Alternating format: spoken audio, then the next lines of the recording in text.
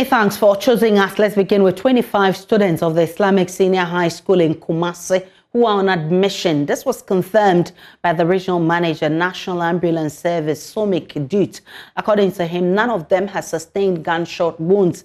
A number of them are, however, experiencing respiratory distress. That's the latest in the clash between the students and the police after they went on rampage to express their grievances over the poor state of major roads in front of their school. According to unconfirmed reports, one student is currently in critical condition after being knocked down by a vehicle on the same stretch last Friday. The situation has left the atmosphere tensed at the school, with some parents thronging there to check on their wards. My colleague Ibrahim has been speaking to some of them.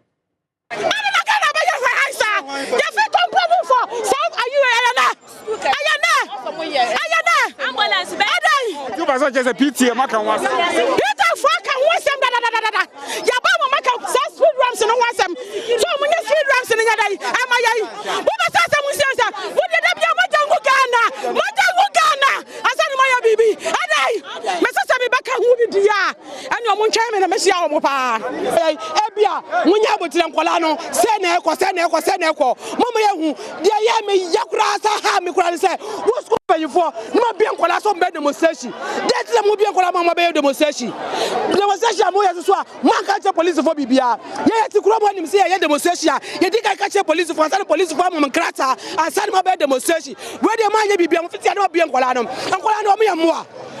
Moi, Nabi Simo, Maba Quantamwa, Miami and Sa, or Munina asthma, Tiagas Namatono, or Mamma Colessa Baka, one as a Manka, Nabi Bissia.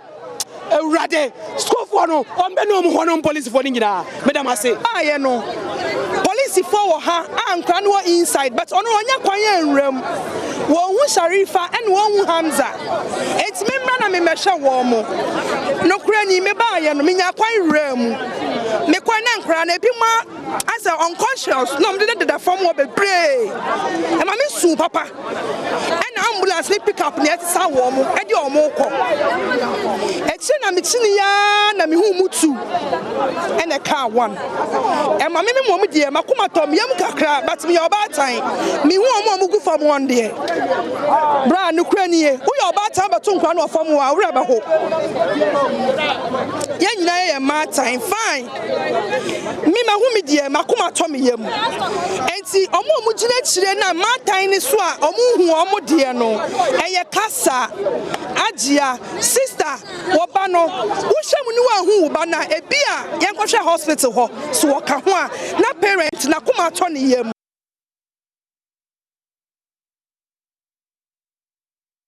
Meanwhile, the ambulance service has been confirming the number of injured on admission. To ascertain the situation, and as you can see, there is calm on campus.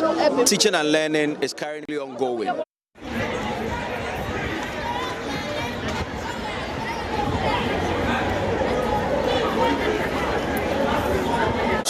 So out of now they are receiving treatment at the various hospitals. Okay, yes. So now there's we don't have anybody on the ground. We've moved all of them to the hospitals. So all of them are receiving treatment. About 25 of them. But we learned that others were also moved by the school bus. But we don't have that data with us. We don't have that statistics with us. But we're talking about what National Ambulance Service been able to attend to.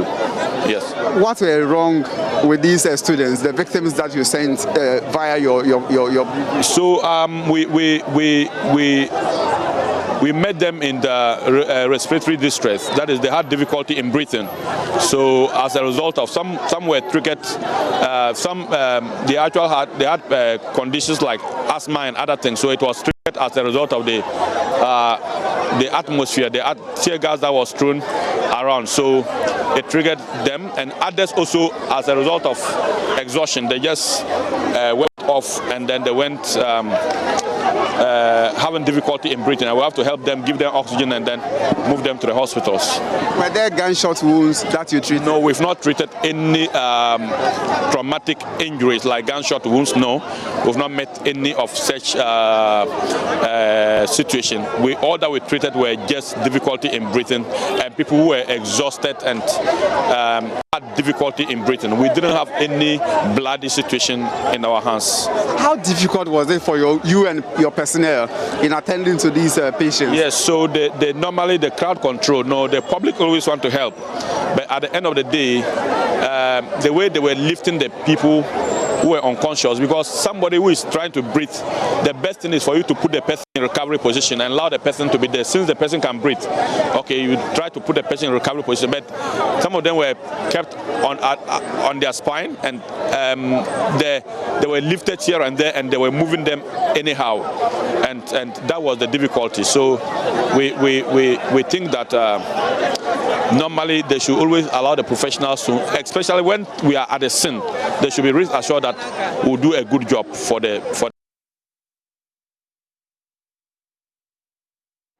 Deputy Spokesperson for the Ministry of Education, Opoko Mensah, was at the school to assure that concerns of the students will be addressed. We are here to ascertain the situation, and as you can see, there is calm on campus. Teaching and learning is currently ongoing. Though some of them, those who have been sent to the hospital, some of them have been brought back. And again, as the regional director said, we are going to follow up to the hospitals to ensure that they do have good health care, and so that they can come back to continue their study. What we are appealing to parents is to remain calm. The ministry, as well as Ghana Education Service, is following the matter keenly, and we want to assure parents that come what may, what we need to do to ensure that we do have a conducive atmosphere for teaching and learning, which includes our immediate community, will be enhanced so that we can have a peaceful coexistence among all parents, students, the police as well, to ensure that teaching and learning progress. So we are appealing to parents. If you have your kid here, you should be assured that your kid is safe. Every student is safe. Every student is safe. How do you send safe students to hospital in ambulance? That keeps moving from the... No, the reason why... The reason why we called the ambulance in was that we needed a backup. Because this was a shock, especially from the girls, and they've never experienced this before, they've never seen this before. So what can we do? So we called more of the ambulance in case something happens, then we wouldn't be picking up the phones to be calling. So we decided to be proactive on that. That is why you have numerous of the ambulances here. And probably 5 or 6, and others are even back on campus. And as you can see, teaching and learning is progressing. So that is the assurance. Every parent should remain calm. We are on top of the issue, and come what may, we will deal with all the matters that brought about this confusion. Yes, you know, this is in the hands of the Urban Roads Department. So I think we'll have a conversation with them. We can see that there are no road markings on the road yet, which will even indicate that this is a crossing area for somebody to cross, as well as a speed ramp just to check the overspeeding. But again, I keep on advising drivers that until you realize that the machine that you are having is a weapon, until it causes an accident, that is when you get to realize that what the machine in your care is a weapon. But as we want to engage the Urban Road Department to ensure some of the markings, and again to develop some speed ramps in here, we also need to send a signal and advice to the drivers to ensure that they are very cautious when getting to the end of where every school is, not in relation to this school alone. Once you are descending down, you need to ensure that your publics, that is the pedestrians, are part of your publics. These are the very people that you want to carry away. But if you want to knock them down, then where will be your passengers and what will be your daily bread? So Drivers and residents of Kotorom and Iyima are outraged by the deplorable nature of their roads and are demonstrating to once again express their displeasure. The road that connects Sunyain to Techiman and northern parts of the country has been under construction for over a decade, with successive governments unable to meet the scheduled completion date. They say the loss of lives, accidents and maintenance costs due to the dust and the bad road can only end if the roads are fixed immediately. A resident has been speaking with Joy News. The demonstration has become necessary because for the past 7 months, the contractor has not been on the road. It was just yesterday that when the community decided to do a demonstration, that we saw the contractor on the road that they are working. But when you came, you saw for yourself how nasty the road is. It's in a very, very poor state. But let me say this. I was once transporting my wife. She was in labor. I was transporting her from Iyima to the Savannah Regional Hospital around 1 a.m. and then my car broke down. Just look at the road. We are unable to even go to town. When you are even going to work, you cannot even wear white. You can't even dress and then even wear your suit. Those of us working in financial institutions, it's very difficult, to dress and go to work. The road is in a very poor state. The community, people are suffering. A lot of people are dying from dust and other things. You look at, I think in Kotorom, a truck fell down about 3 days ago carrying, loads of wood. If it had happened in daytime, I think it could have, caused a great disaster. That is why we are, appealing to the government to come and fix the road. The protesters have since presented a petition to the city authorities. My colleague Precious Semevo joins us live with more. Precious, who did they give their petition to and what is contained in that petition? Yeah, so the demonstrators walked that long distance from Iyima to Kotorom to New Doma to the Regional Coordinating Council to present their petition. And they were met by the regional minister herself, Justina Owusu Banahene. Now, in that petition, they are asked simple that the road had started over a decade ago. Promises upon promises to get it completed has failed. Anytime it's getting to election, they start. Anytime they agitate, they start. But the reality is that their people are still dying from all the complications of the situation of the road. As such, they are demanding an immediate completion of the road. Else, what happened today, there will be a much worse situation or reaction from them subsequently. That is the only thing that they want from the regional minister to the president himself, Nana Akufo-Addo, that they want the road fixed, because Nana Akufo-Addo himself, at a point in time, a couple of years ago, was at the venue and promised them that the road will be fixed.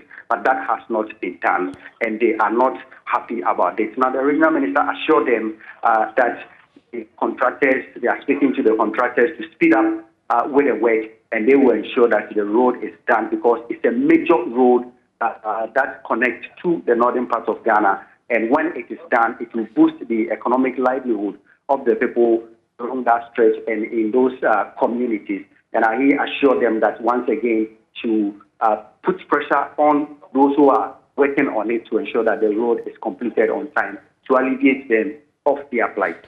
So those are assurances. Are there assurances coming from the authorities? Yes, those are the assurances coming from the regional minister who represents the president in the region, and that is the assurance. But as to whether this assurance will be fulfilled, it's another thing that we can only wait and see, because for over a decade, this is not the first time that assurances has been given. As I said earlier on, the president himself in his first term was at these communities at New Doma to promise them that the road will be done. It is not as if construction has not started. Construction has started, but it is taking forever for it to be completed. And the dust, when it rains, it is wet. When it is dry, it is equally wet. So, Precious, and are the protesters taking this from the minister in good faith?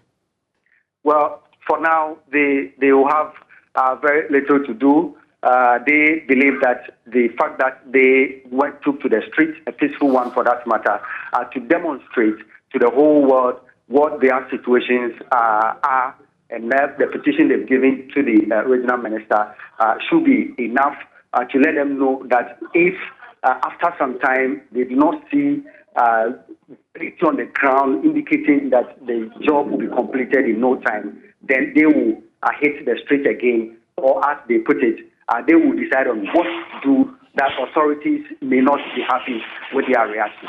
Precious Samevo is our correspondent in the Bono region. We certainly will bring you more on this in our subsequent bulletins. We can go back to Kumasi Islamic Senior High School, where 25 students there are on admission. My colleague Ohemen Teria has been following this story for us. Ohemen, tell us, what is the situation as we speak in the school? Thank you, Aisha. 25 students, according to the National Ambulance Service, were picked from the school. These numbers are those picked by the National Ambulance Service and sent to hospitals like Omfanochi Teaching Hospital, Benshia, and then Seventh-day Adventist Hospital at Kwadaso for treatment.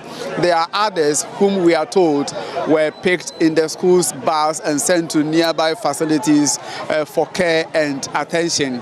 According to the National Ambulance Service, the regional manager, Somik Duke, all the 25 students they sent to the hospital are responding to treatment and they are doing well. He tells me the students suffered from respiratory distress, meaning that they had difficulty in breathing, so they had to be assisted and resuscitated before being sent to the nearby hospitals for care and attention. But a few minutes after speaking to Mr. Duke, then the parents stormed the school premises in their numbers. Behind me are the agitated parents who insist that they want answers from school authorities, for instance, as to why students will be allowed whilst in their care to go out and then demonstrate. So the parents are here, and some are also demanding that the school authorities allow them to see their wards, to be convinced that their wards are doing well and they are safe and healthy in this school environment. So it's been a bit chaotic as police try as much as possible to manage the crowd. I saw the Ashanti Regional Deputy Police Commander, DCOP Akwesi Apreku, trying to calm parents down. Not even an intervention by the Regional Education Director, led by the spokesperson of the Education Ministry, Eric Opoku Mensah, could calm down the parents and send them back to their respective homes. The parents insist they want to see their walls so that they can go home peacefully. Let me speak to this angry woman here. Mama,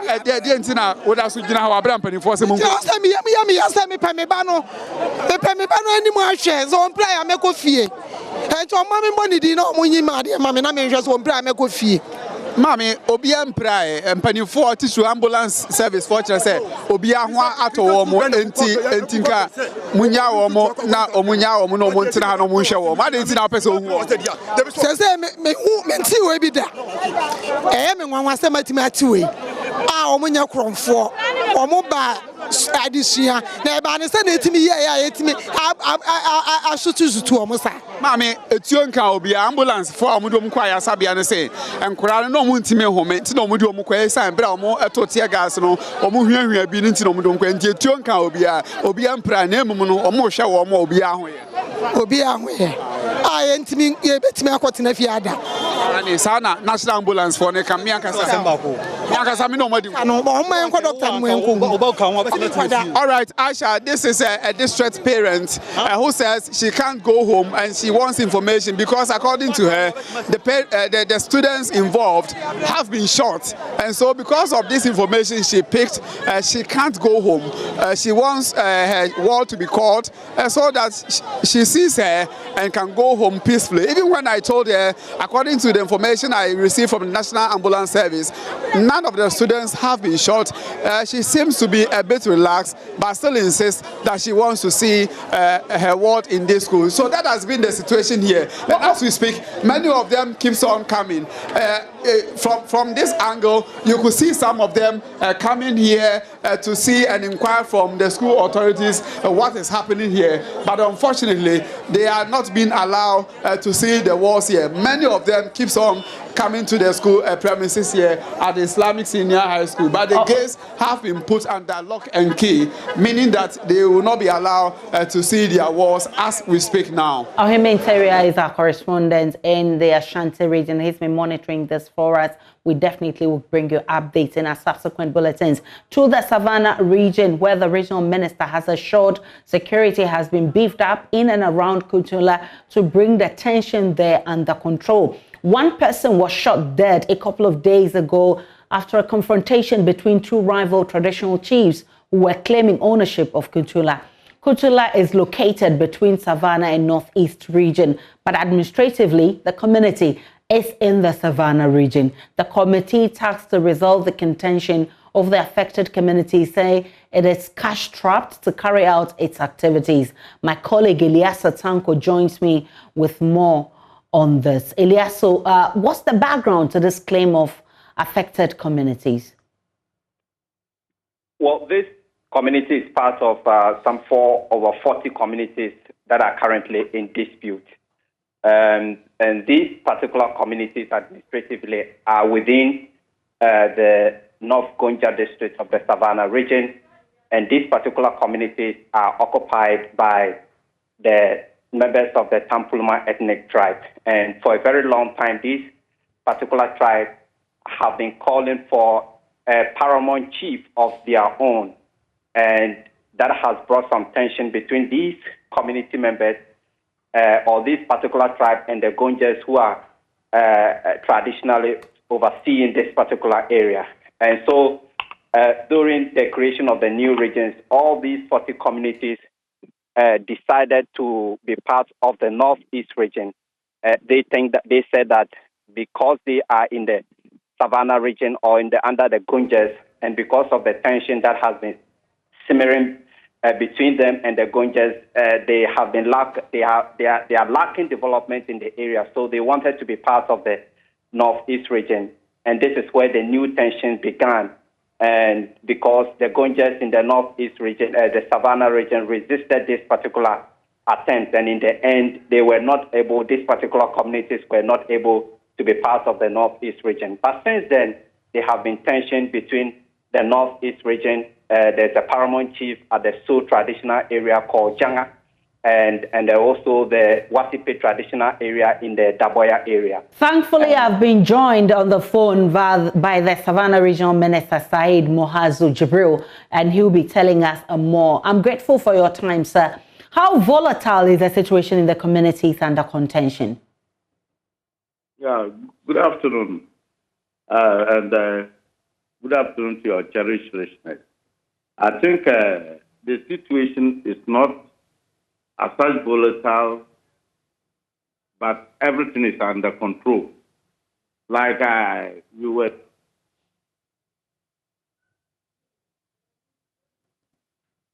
Hello, Mr. Mohazu. See, in actual fact, we as a government or as Regional Security Council, we don't delve into chieftaincy issues, land disputes, and whatnot. All that we do is to provide security for the people. And as you rightly said, the crux of the matter isn't about the region they want to belong to. It is about the traditional areas they want to belong to. Clearly, you have Janga traditional area, and you also have the Wape traditional area. These are the two traditional areas we have in that particular enclave. But a lot of those who are yearning to belong to the Janga traditional area, for that matter, the Northeast region, actually political demarcation falls under the Savannah region. And so this is where the problem is. It's just like you having some Gonjas staying in Bunu East. If you are coming towards the north to Tamale, you realize that immediately after Kintampo, all the settlements you find there are Gonja community up to the boundary where the Savannah Region begins. It's just like those people saying that because they are Gonjas, they should belong to the Savannah Region. So to what extent has the committee put in place measures to address the concerns of the chiefs? Absolutely. We have put in a committee in place, 5 from the Northeast region and 5 from the Savannah region. Are you now putting together a committee, or there's already a committee to deal with this situation? Committee. You know, this dispute is an age-long dispute, over 50 years dispute. And so nothing of this sort was done until I took over the reins as a regional minister. So I have to collaborate with my colleagues in the Northeast region to put up a technical committee. This committee involves security persons, CSOs, and many and some other religious bodies who put together to be able to come out with a fact-finding path towards solving this problem. But unfortunately, this committee hasn't finished with its work. But they have engaged the Nigeri, who is the overlord of the Mampusis, and have already engaged the Yagongura, who is the overlord of the Gonjas. And precisely these 2 traditional areas, Waspeura, who resides in Daboya, the committee have met him. They've met the Jangana, or the Janga traditional area chief, so that they can find a way of solving this problem. As a matter of fact, what really happened is just unfortunate. Very, very unfortunate. Anytime we have something like this, we have to quickly send military and the police there to solve the problem. But this one eluded the intelligence of both regional coordinating councils. We actually didn't know when these people moved from the Waspe traditional area to go and perform the funeral of the late chief. And that was what resulted into this unfortunate situation. Mr. Jibril, we understand that the committee that was set up already that you talk about is cash-trapped. Now you're talking about another technical committee you're putting together. How is your office addressing the issue of cash? As a matter of fact, it's the same committee I am talking about. Okay. How are you addressing the issue of cash? You know, just like any other organization, there are times that you will not be having funds to be able to execute your mandate. So we were having the resource challenge. But as I speak, we are in respect, and we've asked them to bring a budget so that we'll find a way of getting them to work, because it is very, very important to get them to work. So as I speak, this is what is happening right now. I'm grateful for your time.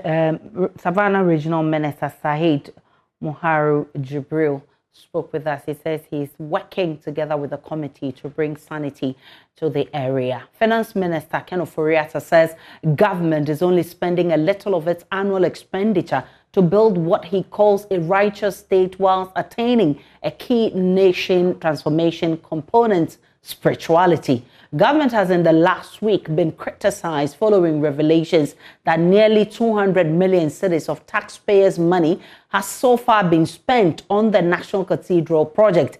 The minister has been rejecting claims that the expenditure is not budgeted for. Meanwhile, North Tong MP Samuel Okudzeto-Ablakwa, who has been at the forefront of the public criticism over a Facebook post, described the finance minister's responses as an unmitigated disaster. He told them on the probe on the Joineys channel that he will continue to demand answers and compliance to Ghana's laws.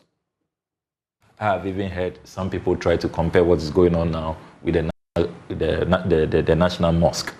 Let's be clear, for the National Mosque, it was not a government of Ghana project. Even the Turkish support was not Turkish government. It was a foundation in Turkey, a family that really, very endowed. They build mosques across the globe. So let's not, mix the issues. So people are even going beyond what we in the NDC caucus in Parliament are doing, and even raising fundamental questions. We have not gone that far. We are saying that for now, we are more concerned about our mandate. Can you imagine if one day it is probably some investigative journalists or some CSOs who find out that, look, all of these atrocities have taken place and Parliament just sat aloof. We did not assert our authority. The whole principle of checks and balances. Parliament exists to hold the executive in check, to demand accountability, and to ensure that the Constitution is respected.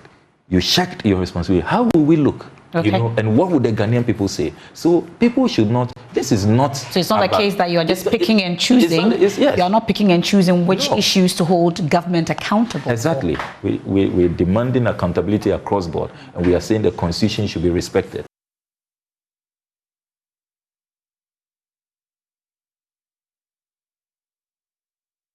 You heard the Notong MP, Okujetua Blackout. We'll take a break on Joy News today. When we return, there's more in business.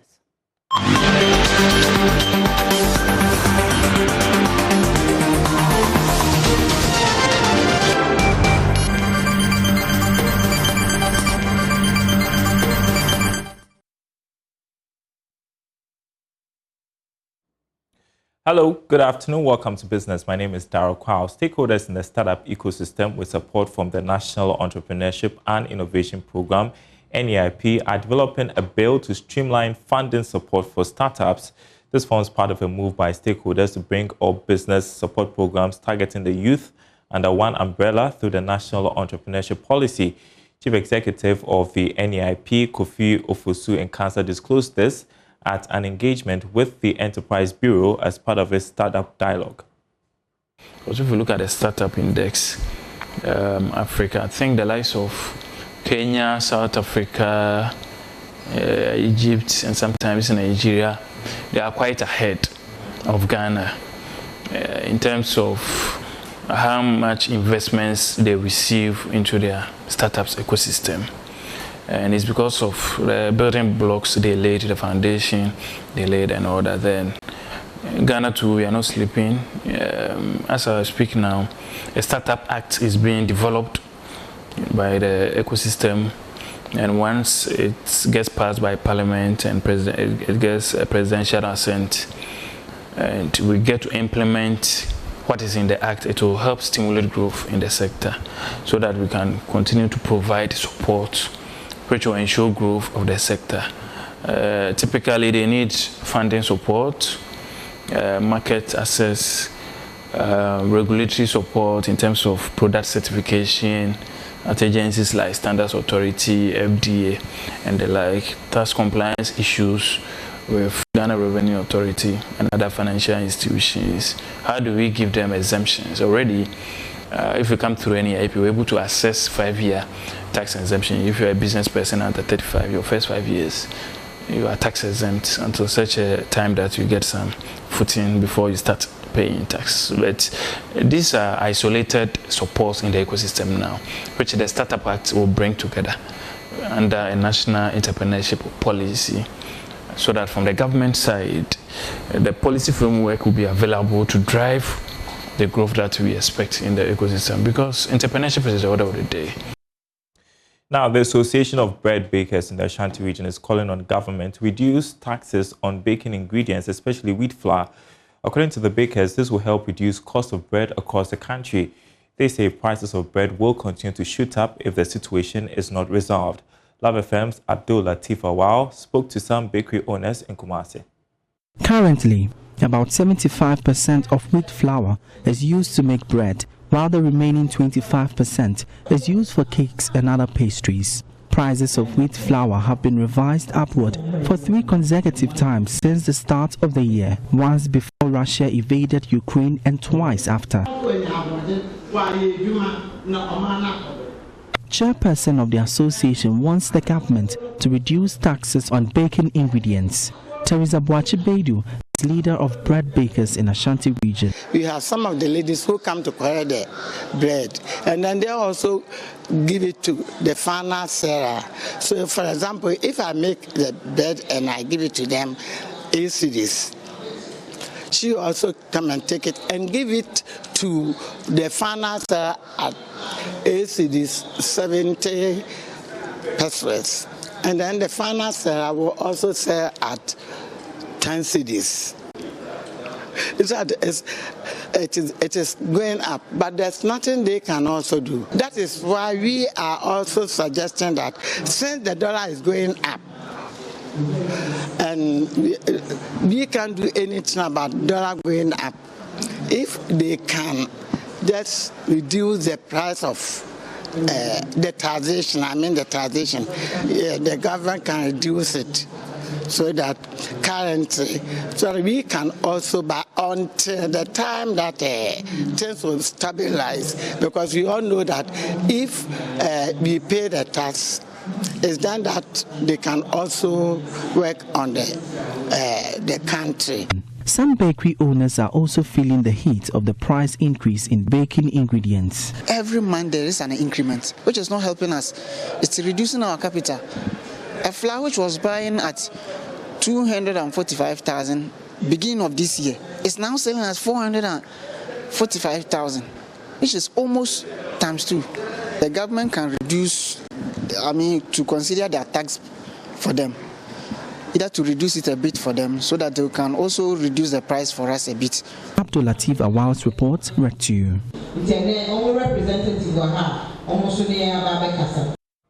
And the small business news on the marketplace at the top of the hour. Up next, sports. Stay tuned.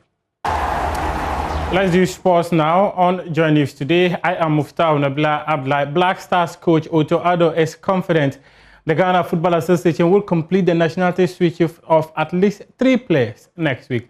The football governing body is rumored to be seeking to secure the services of Ghanaian players domiciled abroad, and Otto Addo expects them to be available for the September AFCON 2023 qualifiers. Yes, the time is very limited. First of all, I think it's important to know that especially if you have played for one other national team before, even if it's in the youth, and you have low numbers, you can change. But the process is also a time factor. So I think it's an open secret that we have talked to a lot of players. I think latest by next week we will know who would like to join us and who not. Surely we have to be very fast now, because we set a limit, and we want, at least if somebody wants to join us, or if you think somebody could fit into our team, he must be ready for the September window. For that, we need the answers now, and hopefully we will know more next week. It's a little bit too early for me to say something about that, but we will see. I think next week we were 100% sure if we get maybe 1 or 2 or 3 new players additional, which we can try in September, or if nobody's coming. President of the Ghana Athletics Association, Ababu Afalebek, has revealed athletes will be camped abroad ahead of the World Athletics Championships and the Commonwealth Games. Speaking to Joy Sports, Mr. Afalebek called on the state and corporate Ghana to help fund their camping so that they can compete for laurels. Yeah, for now we have plans of camping the athletes. Okay. Yeah, so we have gone into discussion with the Minister of Youth and Sports. We have sent them our budget proposals, and we have met with them on a number of occasions. We have also sent proposals to GOC and then the local organizing committee. These are the 3 bodies that we are relying on to be able to support us financially, to be able to prepare our athletes for the various competitions, especially the African Championship, the World Championship, and then the Commonwealth Games, and then crown it all with the Youth championship that will take place in Colombia. Yes, so our budgets are with them. We have had discussions. They have assured us that they will give us the necessary assistance. And so when we go back from here, our next line of action is to go back to them to ensure that the necessary finances are provided so that we will have at least some weeks camping for our athletes. In fact, we have also indicated with them that we want to camp the foreign athletes who will be competing at the Commonwealth Games, because very soon they will be on holidays from their various institutions. And once they go on holidays, they are on their own. And so if we don't organize a camping for them, then we will not be able to get them to compete in other events that would prepare them adequately for the Commonwealth Games. So all these discussions have been held with the various stakeholders. We're also hoping that corporate Ghana will also come in to give us the needed support now that they have seen that the athletes are winning laurels and they are competing at the international level. That's your sports for now, but we'll have more sports stories on myjoyonline.com. Up next is World News.